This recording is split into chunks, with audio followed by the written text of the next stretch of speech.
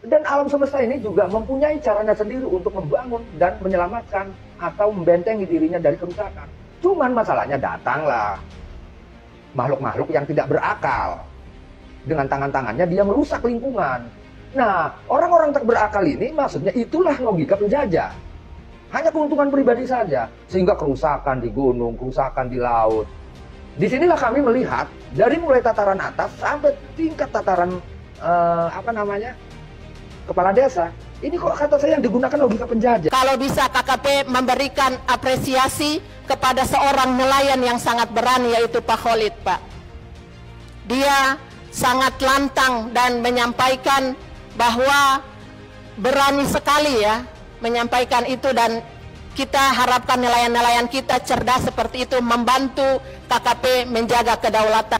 Tiba-tiba muncul sosok Khalid yang saya kira ini semacam oase di mana politik kita itu bukan hanya soal bagaimana memenangkan pertarungan secara politik, tapi politik kita itu ada soal bagaimana memperjuangkan nasib-nasib kelompok lemah, kelompok-kelompok termarginal yang selama ini nyaris tidak pernah menjadi perdebatan dan perbincangan yang cukup serius di negara kita ini oleh para politisi. Bagi saya apa yang disampaikan oleh Khalid ini adalah semacam tamparan politik yang cukup keras ya, kepada pihak-pihak, kepada pemangku kepentingan politik, kepada orang-orang hebat di negara kita ini untuk tidak takut melawan korporasi. Saya masih ingat betul apa yang disampaikan oleh Khalid dalam sebuah podcast, dalam sebuah dialog. Khalid mengatakan bahwa dia tidak sudi jika negara ini dipimpin oleh oligarki. Bahkan Khalid mengatakan, kalau negara tidak berani melawan oligarki, maka dia akan mengorganisir perlawanan untuk melawan para oligarki itu. Khalid adalah seorang nelayan di Banten yang saya kira paling agresif dan vokal menentang soal pagar laut yang ada di Kabupaten Tangerang. Jadi wajar kalau kemudian video-video diskusinya dalam berbagai forum perdebatan itu kemudian berjejaring viral sebagai sosok yang dinilai paling lantang bagaimana memperjuangkan aspirasi kepentingan nelayan yang saya kira paling terdampak terkait dengan pembangunan pagar laut yang ada di Kabupaten Tangerang. Jadi saya pun juga tertarik ya untuk membahas tentang Khalid ini karena memang sosoknya cukup langka, sosoknya cukup fenomenal, dan saya kira secara politik memberikan makna-makna yang cukup substantif di tengah bagaimana politik kita itu selalu pengap hanya sebatas soal kalah menang di Pilpres. Di tengah politik kita yang selalu yang itu-itu aja terkait dengan kalah menang di Pilkada ataupun kalah menang di Pileg. Tiba-tiba muncul sosok Khalid yang saya kira ini semacam oase di mana politik kita itu bukan hanya soal bagaimana memenangkan pertarungan secara politik, tapi politik kita itu ada soal bagaimana memperjuangkan nasib-nasib kelompok lemah, kelompok-kelompok termarginal yang selama ini nyaris tidak pernah menjadi perdebatan dan perbincangan yang cukup serius di negara kita ini oleh para politisi dan oleh para elit tentu saja.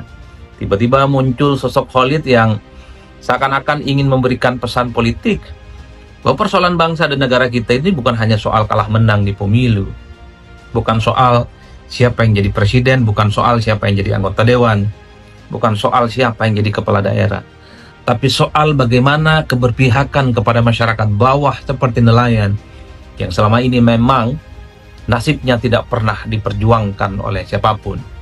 Mungkin kalau kita mengutip bagaimana filosofi politik perjuangan mahasiswa, ini yang disebut dengan tunduk ditindas atau bangkit melawan, karena mundur adalah pengkhianatan. Jadi bagi saya Khalid ini adalah semacam reinkarnasi semangat perjuangan yang selalu dilakukan oleh aktivis-aktivis mahasiswa, tapi versi yang lain, yaitu versi Khalid dan versi nelayan yang ada di Provinsi Banten. Khalid adalah nelayan viral yang menuai banyak pujian lantaran aksi lantangnya menolak pagar laut di Tangerang. Keberanian Khalid secara gamblang mengaku dirinya tak takut ikut membongkar dalam proyek ilegal tersebut. Juga diacungi jempol oleh masyarakat bahkan anggota DPR dan mantan Jenderal Bintang 3. Ada sosok Jenderal Bintang 3 yang mendukung Khalid untuk menguak dalang di balik pemasangan pagar laut tersebut. Bahkan Jenderal Bintang 3 tersebut meyakini bahwa aparat penegak hukum bisa mengorek informasi dari Khalid, nelayan yang terdampak dari pembangunan pagar laut tersebut. Saya ini mantan penyidik ya, 36 tahun jadi polisi. Dikatakan pagar itu untuk mencari pelakunya. Nah sekarang udah sekian lama, siapa pelakunya? Belum ada, Pak. Ya Belum ada tanya pelaku. aja kepada nelayan, Pak Khalid, Pak siapa itu? Dia udah tahu pelakunya. Oh. Dia katakan yang borongnya itu ini namanya, yang bayarnya ini, yang ini kaitannya ke ini, yang ini kantornya di Jakarta Barat terkait dengan perusahaan apa tadi? Konggoan apa itu namanya? Ya. Nah, jadi artinya sebagai penyidik tidak sulit lah ini. Sebenarnya tidak susah. Alah, kasihkan Mungkin karena tidak lama. Mungkin Pak Susno karena ini penyelidikan di laut, kan di laut banyak angin. Jangan bisa masuk angin. Harus selam dulu.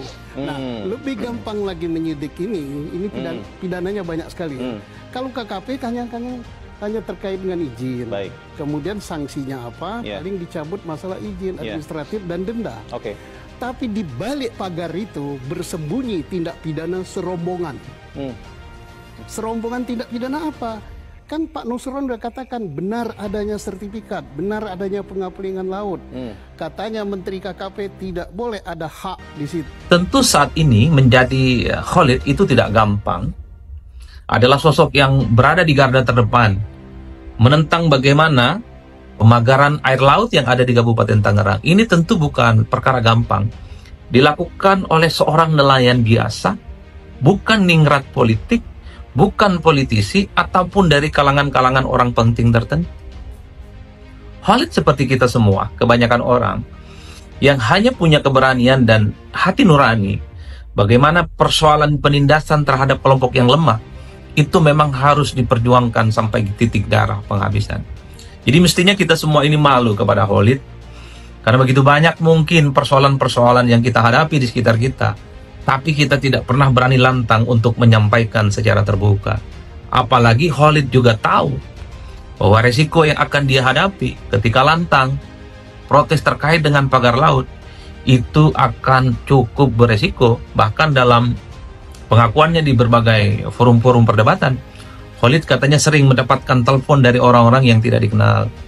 Intinya mengingatkan Khalid untuk tidak macam-macam dan bicara keras terkait dengan pagar laut yang ada di Kabupaten Tangerang.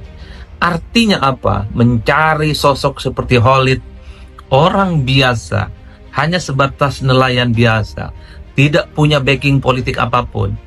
Ini seperti mencari jarum di tumpukan jerami.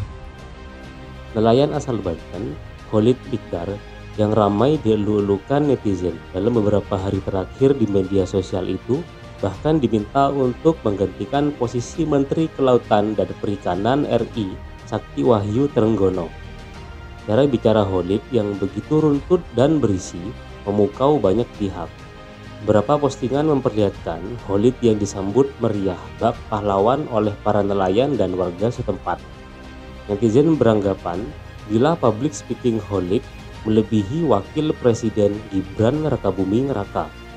Bukan tanpa sebab, rupanya alasan kuat Khalid Mikdar berani bersuara karena dirinya termasuk nelayan yang turut terdampak. Bersama para nelayan lain, ia merasakan kerugian secara langsung akibat adanya pagar laut sepanjang 30 km sejak beberapa bulan terakhir. Ia mengatakan dirinya akan mengajak seluruh masyarakat Banten dan Tangerang untuk melawan korporasi yang berusaha menjajah tempat tinggalnya itu.